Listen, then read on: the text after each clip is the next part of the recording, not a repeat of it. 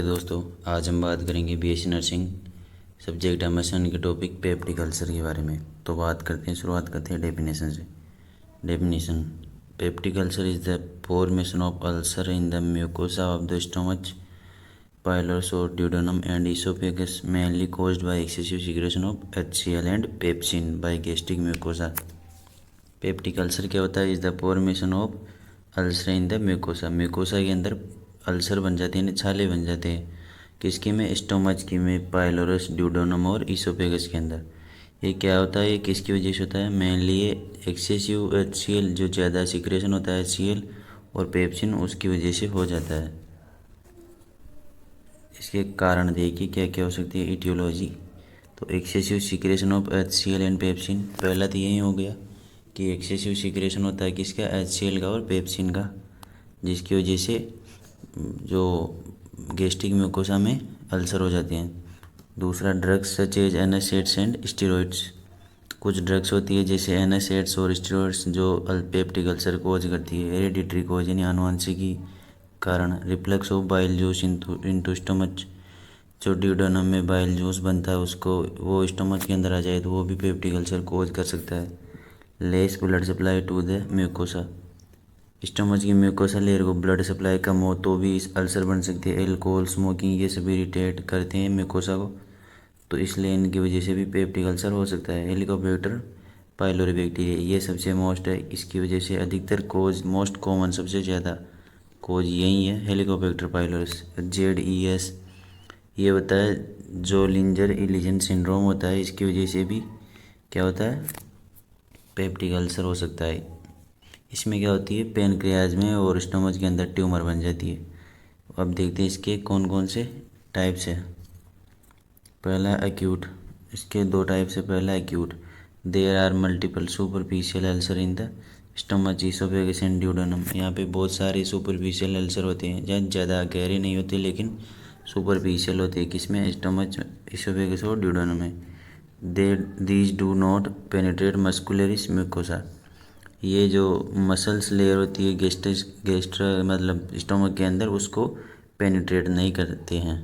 Usually caused by burn drugs trauma, मतलब ये burn drugs और ट्रोमा की वजह से यूजुअली होते हैं।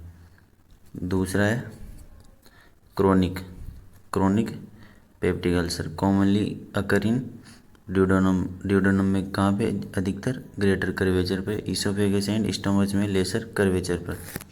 ये क्रोनिक क्या मतलब क्या होता है? कि लंबे टाइम से होते हैं और इसमें मस्कुलरिस म्यूकोसा के अंदर भी परफोरेशन हो सकता है। और ये कॉमनली किस में देखने को मिलती है? ड्यूडेनम के ग्रेटर कर्वेचर में और इसोफेगस में और स्टोमच की लेसर कर्वेचर में। ड्यूडेनम का ग्रेटर कर्वेचर कौन सा होता है? जैसे ये स्टोमक है, स्टोमक का लेसर कर्वेचर ये हो गया ये वाला, और ये ड्यूडेनम है तो इसका ग्रेटर कर्वेचर ये वाला हो गया, ये वाला।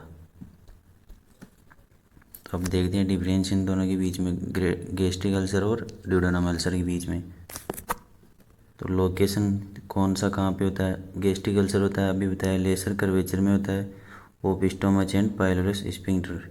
पाइलोरस स्फिंक्टर क्या होता है? जो स्टोमक का पाइलोरस पार्ट होता है और ड्यूडेनम के बीच में जो स्फिंक्टर होती है उसे पाइलोरिक स्फिंक्टर कहते हैं। तो लोकेशन कहाँ होती है इसकी गैस्ट्रिक अल्सर की? Lesser curvature of stomach. और ड्यूडेनम में ड्यूडेनल अल्सर की कहाँ पे होती है? Few parts of greater curvature and duodenum, जो ग्रेटर कर्वेचर होता है वहाँ पर होता है। लोकेशन ऑफ पेन कहाँ होती है? Upper, left upper quadrat.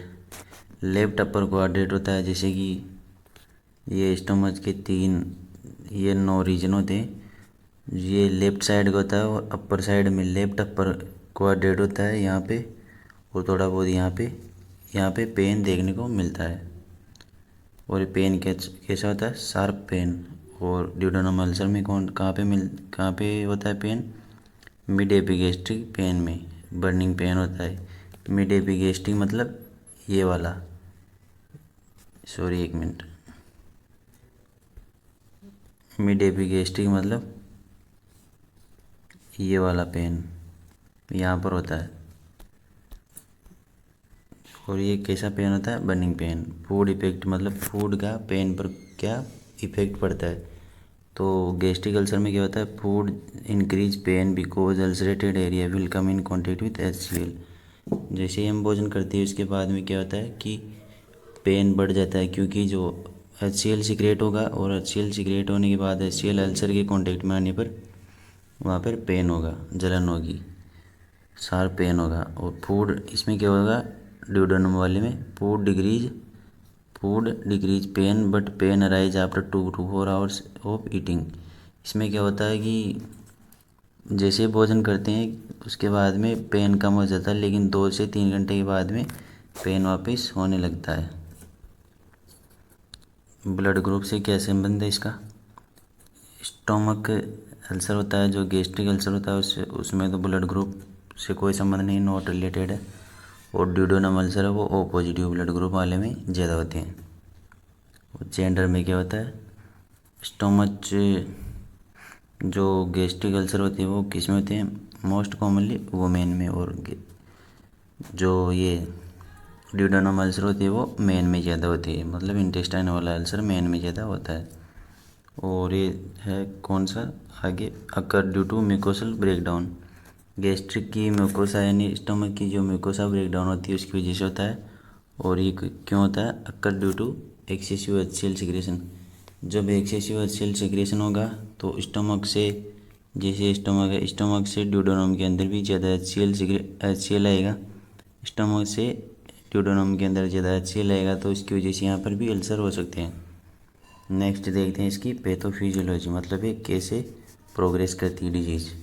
Due to, यहाँ पे इटियोलॉजिकल फैक्ट रहते हैं कोई से भी, ड्यू टू ड्रग्स, एल्कोहल और कॉफ़ी, इनकी वजह से क्या होगा, ज़्यादा इंटेक करेंगे ड्रग्स, एल्कोहल और कॉफ़ी, तो इनकी वजह से क्या होगा, एक्सेसिव HCl सिक्रेशन होगा एंड डिक्रीज म्यूकस सिक्रेशन।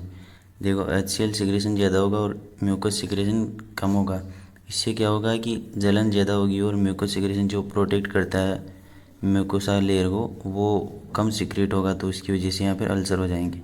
तो क्या होगा, break down of mucus membrane of stomach, जो स्टमक की म्यूकस मेम्ब्रेन है उसका ब्रेक डाउन हो जाएगा, break down of mucus membrane of stomach. और इससे क्या होगा, acid enters into the gastric mucosa, जो गैस्ट्रिक की म्यूकोसा लेयर होती है उसमें क्या होगा, गैस्ट्रिक वो एसिड एंटर कर जाएगा और इससे क्या हो जाएगी, गैस्ट्रिक अल्सर यानी छाले बन जाएंगी पेट में।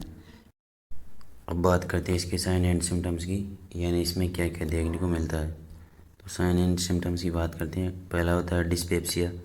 डिस्पेप्सिया यानी इंडाइजेशन की प्रॉब्लम होती है। हार्ट बर्न यानी हार्ट में यानी छाती में बर्न यानी जलन होती है। चेस्ट पेन होता है। फटीग और वेट लॉस होता है यानी थकान और वज़न कम हो जाता है। बेल्चिंग यानी बार बार डकार आती है। और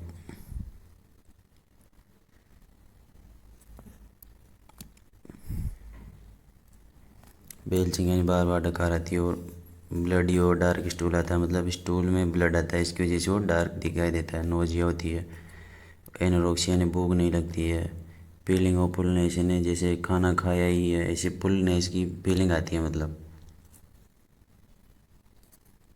देखते हैं इसके डायग्नोस्टिक इवैल्यूएशन, मतलब इसका कैसे पता करेंगे।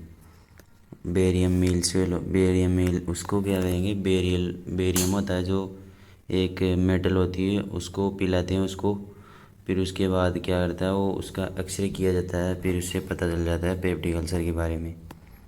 एंडोस्कोपी एग्जामिनेशन, एक एंडोस्कोप की मदद से उसका एग्जामिनेशन करना। Upper GI x-ray, upper GI मतलब अपर जो गैस्ट्रो इंटेस्टाइनल ट्रैक्ट होती है, जो कि जिसमें इसोफेगस स्टमक और ड्यूडेनम आते हैं, उसका एक्सरे करते हैं। ब्लड टेस्ट करते हैं, इन्फेक्शन तो नहीं है। स्टूल टेस्ट करते हैं, वो उसमें भी इन्फेक्शन का पता चल जाता है। और वो क्या बोलते हैं, ब्लडी डार्क स्टूल हो उसका भी पता चल जाता है। टेस्ट फॉर हेलिकोबैक्टर पायलोरस, इस बैक्टीरिया का पता भी चल जाता है इस टेस्ट की वजह से। Urea breath test, urea breath test क्या होता है, इसमें एक पेशेंट को पेपर बैग में ब्रीथ करने के लिए दिया जाता है, फर्स्ट पेपर बैग में, फिर वो ब्रीथ करता है, उसमें CO2 की मात्रा मेजर करते हैं।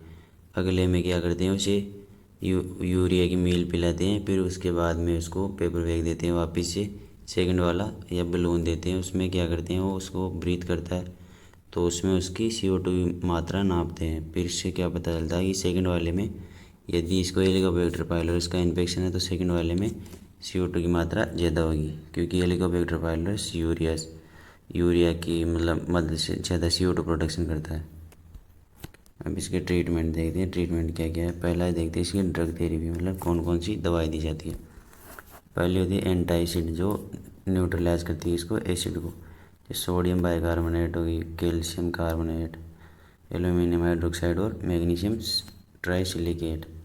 अगले देखते हैं H2 ब्लॉकर। H2 ब्लॉकर है ना हिस्टामिन ब्लॉकर। इसमें क्या होता है कि ये एसिड प्रोडक्शन को डिक्रीज कर देती है, जैसे रेनिटिडीन, सिमेटिडीन और फेमिटिडीन। अगले आती है proton pump inhibitor PPI, omeprazole, pantoprazole.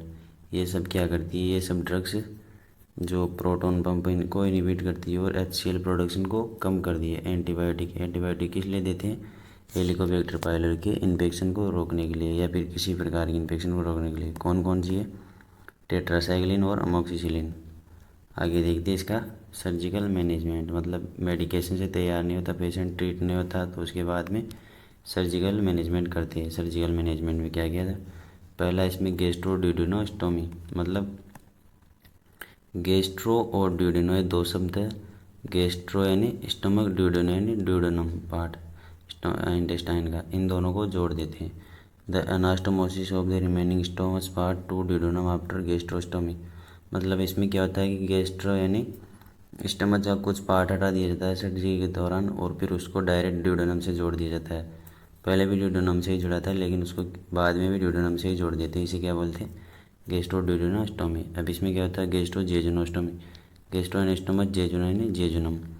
इसमें क्या होता है, removal of ulcer part formed in the pylorus, जो स्टोमक का पायलोरस पार्ट होता है इसमें पेप्टिक अल्सर हुआ था उसको हटा देते हैं। और एनास्टोमोसिस यानी जोड़ देना किसके साथ, remaining part of gastric part two the jejunum, मतलब जो गैस्ट्रिक यानी स्टोमक का जो रिमेनिंग पार्ट है उसको किसके साथ जोड़ देते हैं, जेजुनम यानी स्टोमक जो इंटेस्टाइन का पार्ट होता है सेकंड नंबर का उसके साथ।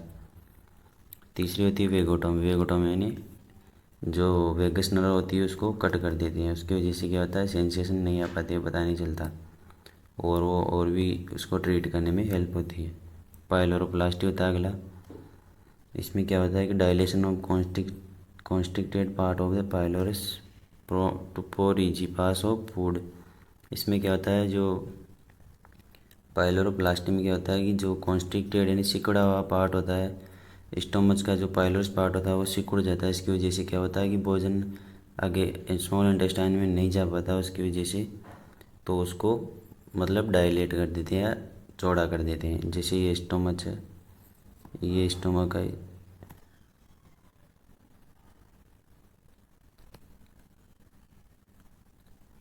जैसे स्टोमक है, स्टोमच का ये पाइलोरस पार्ट है तो ये यहाँ पे सिकुड़ जाता है, तो इसको क्या करते हैं, डायलेशन यानी वापस से ये चौड़ा कर देते हैं, मतलब ये यहाँ से फैला देते हैं, डायलेट कर देते हैं, तो इससे भोजन इजीली स्मॉल इंटेस्टाइन में चला जाता है।